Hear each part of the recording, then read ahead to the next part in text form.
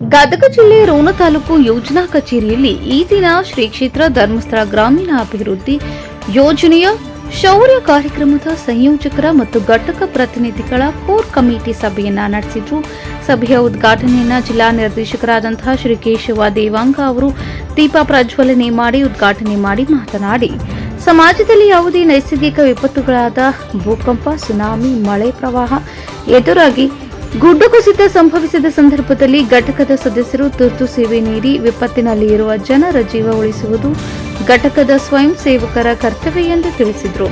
ಶೌರ್ಯ ಕಾರ್ಯಕ್ರಮದ ಮೂಲಕ ಉತ್ತಮ ಸೇವೆಯನ್ನ ಸಮುದಾಯಕ್ಕೆ ನೀಡಬೇಕು ಎಂದು ಕರೆ ನೀಡಿದರು. ಕಾರ್ಯಕ್ರಮದಲ್ಲಿ ಅಖಿಲ ಕರ್ನಾಟಕ ಜನಜಾಗೃತಿ ವೇದಿಕೆ ರಾಜ್ಯ ಮಾಜಿ ಅಧ್ಯಕ್ಷರೂ ಆಗಿರುವ ಶ್ರೀ ರಾಜಣ್ಣ ಕುರುಬಿ ಧಾರವಾಡ ಇವರು ಉಪಸ್ಥಿತರಿದ್ದು, ರೋಣ ತಾಲೂಕಿನಲ್ಲಿ ಯಾವುದೇ ವಿಪತ್ತುಗಳು ಎದುರಾದಲ್ಲಿ ತುರ್ತು ಸೇವೆ ನೀಡುವ ನಿಟ್ಟಿನಲ್ಲಿ ಪೂಜ್ಯರು ಶೌರ್ಯ ವಿಪತ್ತು ನಿರ್ವಹಣೆ ಘಟಕವನ್ನು ರಾಜ್ಯದ 97 ತಾಲೂಕುಗಳಲ್ಲಿ ಪ್ರಾರಂಭ ಮಾಡಿದ್ದು, ರೋಣ ಗಜೇಂದ್ರಗಡ ವ್ಯಾಪ್ತಿಯಲ್ಲಿ 8 ಘಟಕ ಇದ್ದು, ಯಾವುದೇ ವಿಪತ್ತು ಸಂಭವಿಸಿದಲ್ಲಿ ತಾವು ಸೇವೆಗೆ ಸಿದ್ಧರಿರಬೇಕು ಎಂದು ಕರೆ ನೀಡಿದರು. ಶೌರ್ಯ ಕಾರ್ಯಕ್ರಮದ ಮೂಲಕ ನಿಮ್ಮ ಸೇವೆ ಎಲ್ಲಾ ಕಾರ್ಯಕ್ಷೇತ್ರಗಳಿಗೆ ದೊರೆಯಲಿ ಎಂದು ತಿಳಿಸಿದರು. ಸಭೆಯಲ್ಲಿ ಧರ್ಮಸ್ಥಳ ಕೇಂದ್ರ ಕಚೇರಿಯ ಶೌರ್ಯ ವಿಪತ್ತು ಕಾರ್ಯಕ್ರಮ ಯೋಜನಾಧಿಕಾರಿ ಶ್ರೀ ಕಿಶೋರ್ ಕುಮಾರ್ ಅವರು ಮಾತನಾಡಿ, 2026 ಹಾಗೂ 27ನೇ ಸಾಲಿನಲ್ಲಿ ಮಾಡಬಹುದಾದ ಚಟುವಟಿಕೆಗಳಾದ ವಿಪತ್ತು ಸೇವೆ, ಸಾಮಾಜಿಕ ಸೇವೆ, ವೈಯಕ್ತಿಕ ಸೇವೆ, ತುರ್ತು ಸೇವೆ ಕುರಿತು ಸಮಗ್ರವಾಗಿ ಮಾಹಿತಿ ಮಾರ್ಗದರ್ಶನ ನೀಡಿದರು.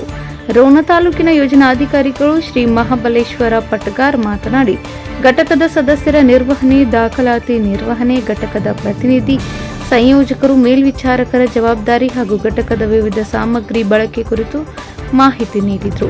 ಕಾರ್ಯಕ್ರಮದಲ್ಲಿ ಶ್ರೀ ನಾಗೇಶ್, ಯೋಜನಾಧಿಕಾರಿ, ಜನಜಾಗೃತಿ ವೇದಿಕೆ ಪ್ರಾದೇಶಿಕ ಕಚೇರಿ ಕೊಪ್ಪಳ ಇವರು ಉಪಸ್ಥಿತರಿದ್ದರು.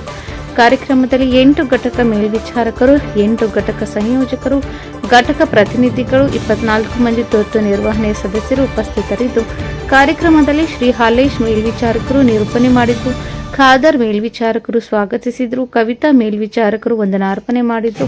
News report Rudrappa Hebballi, Ron.